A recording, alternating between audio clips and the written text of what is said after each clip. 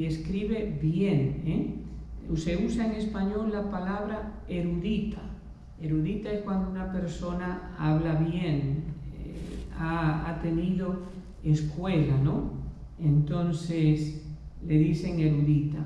Ella escribió muy bien y piadosa con el Sagrado Corazón. La obra que escribió sobre este tema, hoy en día, por lo menos aquí en Estados Unidos, es difícil conseguirla, quizás en los países de habla español, pero si quieres encontrarla, busca Santa Gertrudis la Grande, el libro acerca de sus revelaciones, lo que le revela el Sagrado Corazón de Jesús y cómo ella explica lo que es el corazón de Jesús. Entonces, acuérdate de este nombre. Santa Gertrudis la Grande es la teóloga, la que explica cómo es el Sagrado Corazón y cómo le habla el Sagrado Corazón a ella en la Edad Media, en los 1200. Ahora, nos preguntamos, ¿cómo era la devoción al Sagrado Corazón en la Edad Media con Santa Gertrudis, con muchísimas otras religiosas que estaban en los monasterios, que era una cosa de culto privado? Culto público, por ejemplo, es cuando se dice el culto litúrgico. Cuando decimos una misa, por ejemplo, del Sagrado Corazón, eso es culto público, culto litúrgico. Cuando se hace una procesión del Santísimo en el Corpus Christi, eso es un culto público de la Iglesia, con personas asignadas por la Iglesia, legítimamente, vamos a usar la palabra, legítimamente designadas, como puede ser el sacerdote que dice la misa, y mediante actos aprobados por la Iglesia, tener la procesión del Corpus Christi, tener una hora santa, por ejemplo, pública, el sacerdote rezando ahí oraciones, ya también es un acto público, la bendición del Santísimo, pero puede haber culto privado. Tú rezas en tu casa. Fíjate esto para que lo recuerdes. El rezo del rosario es un acto de culto privado, no es de culto público, porque no es la liturgia como tal. Puede haber mucha gente afuera en una procesión rezando el rosario en una plaza, pero es culto privado, porque no es el culto litúrgico.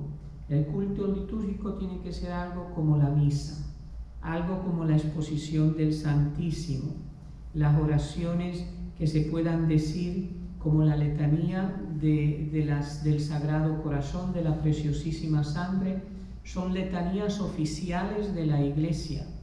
Hay como 5 letanías oficiales de la Iglesia, La letanía de la Virgen María, la letanía del Sagrado Corazón, la letanía de la Preciosísima Sangre, la letanía de San José y la letanía de todos los santos. Se consideran letanías que se pueden rezar un acto litúrgico de la Iglesia, un acto público de la Iglesia con el Santísimo Sacramento expuesto.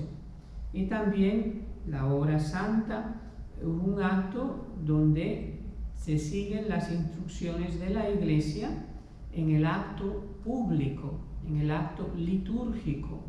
Ahora puede haber oraciones privadas, culto privado, que uno reza uno solo durante esa hora santa, o oraciones que pueden ser no litúrgicas, pero uno reza en conjunto, pero siguen siendo privadas, porque el acto público es el acto litúrgico.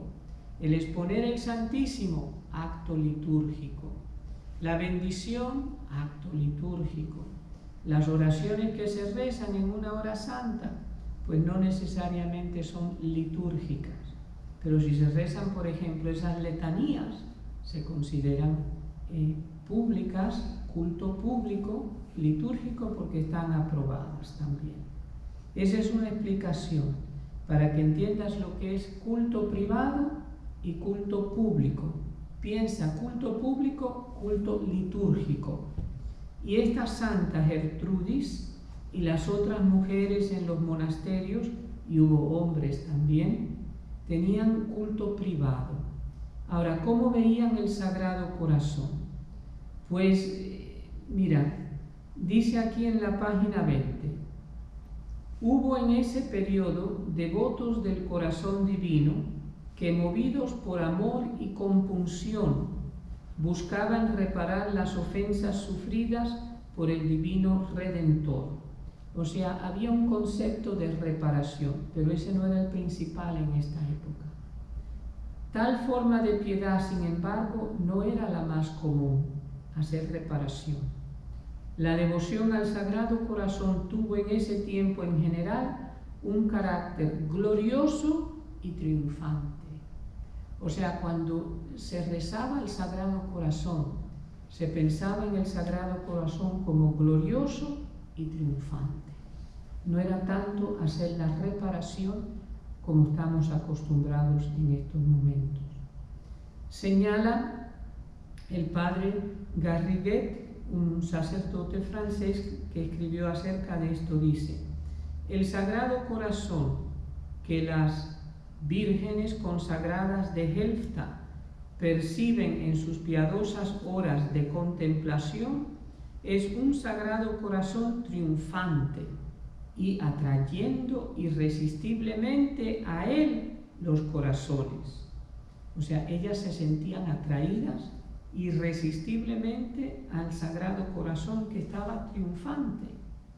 Ellas lo contemplan glorioso, vencedor, amante, tiernamente amado y radiante. Entonces, esto hay que entenderlo. ¿Por qué en esa época lo veían así?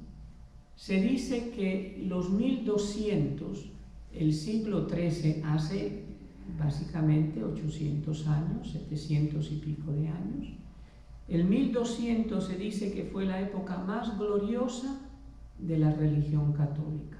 ¿Por qué?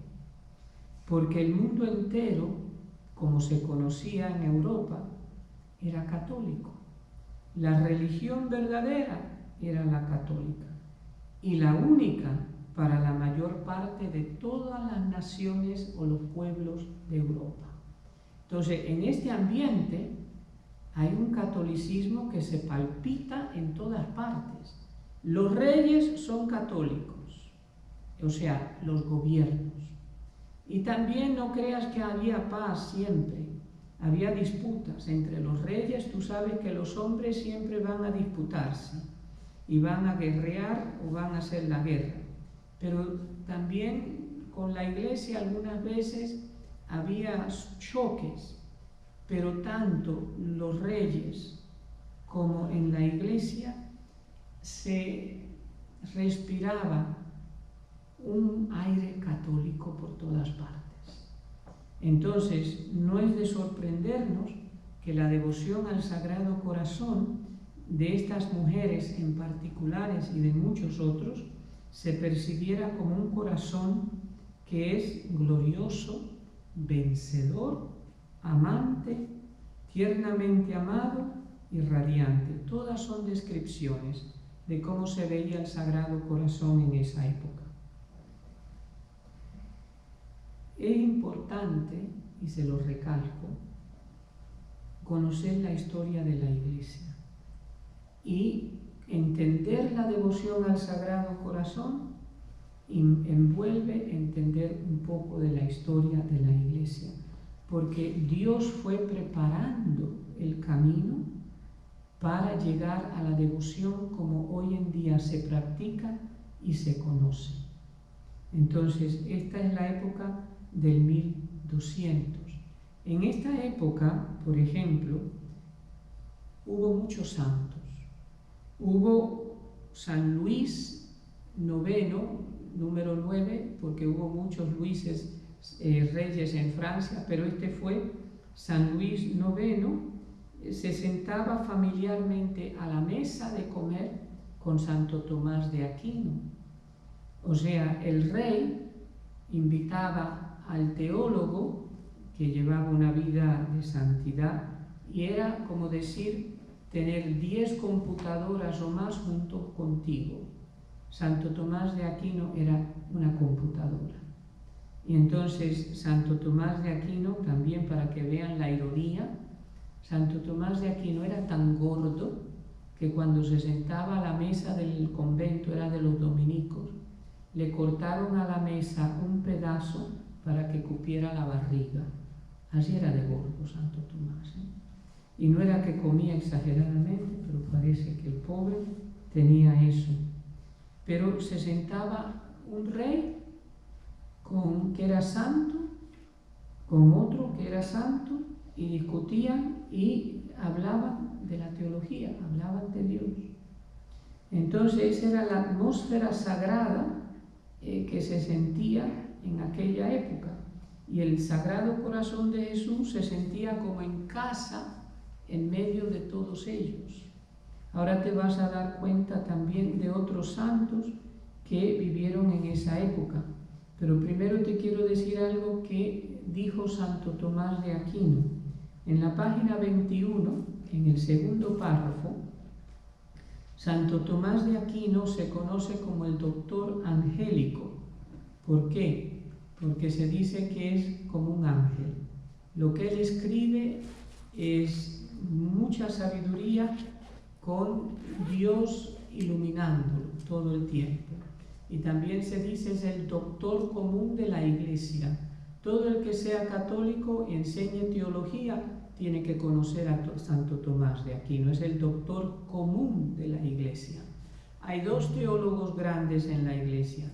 San Agustín, que vivió en los años aproximadamente 500, finales de los 400 al 500, y Santo Tomás de Aquino, que vivió en los años 1200. Esos son los grandes nuestros, los 2 pilares fuertes. Y dijo Santo Tomás de Aquino, acerca del corazón de Cristo, dice, Cristo vertió su sangre por la llaga del costado y del corazón para fortificar la fe vacilante de sus discípulos y excitar la piedad de muchos otros a los cuales engaña la tranquilidad de una vida agradable, reavivando sus almas frías y débiles. Entonces Santo Tomás dice 2 cosas.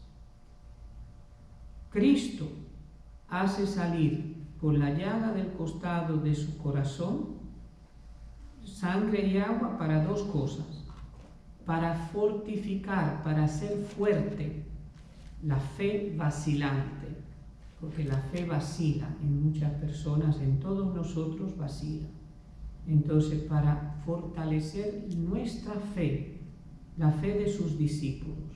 Y segunda cosa, excitar la piedad, el amor de muchos otros a los cuales engaña la tranquilidad de una vida agradable. Pues cuando la gente está tranquila, piensa, ¿no? Come, bebe, ay, qué linda es la vida. Tengo que hacer algo por la salvación de mi alma. Ay, no, si todo está bonito, ¿no? Tengo $500,000 en el banco, tengo 10 carros en la puerta. Si está casado, esperamos que sea con una mujer y no con un hombre. Está casado y tiene sus hijos con buena salud. La vida es agradable. Bueno, fíjate cómo dice Santo Tomás, engaña la tranquilidad de una vida agradable. No piensan en la salvación de su alma. Y dice Santo Tomás, Cristo hizo salir sangre y agua de su corazón abierto para excitar la piedad, el amor de muchos de sus discípulos también, reavivando las almas frías y débiles. No nos gusta que nos digan fríos y débiles, pero lo somos, todos en realidad. En aquella época el corazón de nuestro Señor era visto como órgano de la vida afectiva, o sea, de tus afectos, tú amas, ¿no? Entonces el corazón de Jesús era visto como un órgano de la vida afectiva, que es símbolo del amor, y símbolo de amor que tuvo por nosotros también, y por su Padre.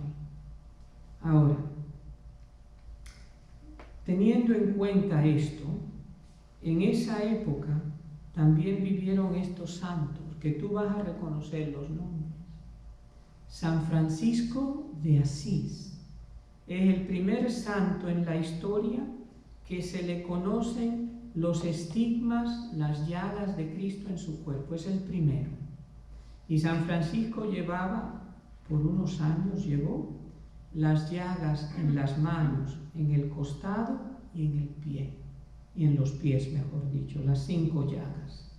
Y con San Francisco llevando eso en su cuerpo y que la gente lo veía, hace pensar en Cristo, en la humanidad de Cristo que sufrió eso. ¿Quién vivió en esa época del 1200?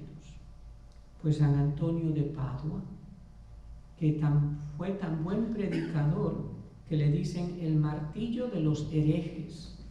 Martillo de los herejes, tú sabes lo que es un martillo, pero herejes son los que niegan verdades de la fe católica.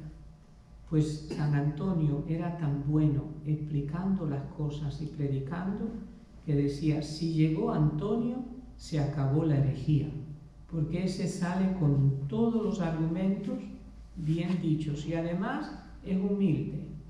Por eso se llevaba también con San Francisco de Asís. También en esa época vivió San Alberto Magno. Ustedes no lo conocen, pero gran maestro de Santo Tomás de Aquino. Y cuando estaba dando clase a los curas en el salón de clase, los demás se reían de Santo Tomás de Aquino y le llamaban básicamente la vaca, porque decían la vaca no es inteligente y es gorda. Entonces estamos viendo la vaca, como llamarle a Santo Tomás una cosa despreciable. Y San Alberto, que era el maestro en el salón de clase, decía, de tonto nada, este será de los más brillantes que veremos. Y así fue. Pero fue un gran maestro y también lo que hoy llamarían científico.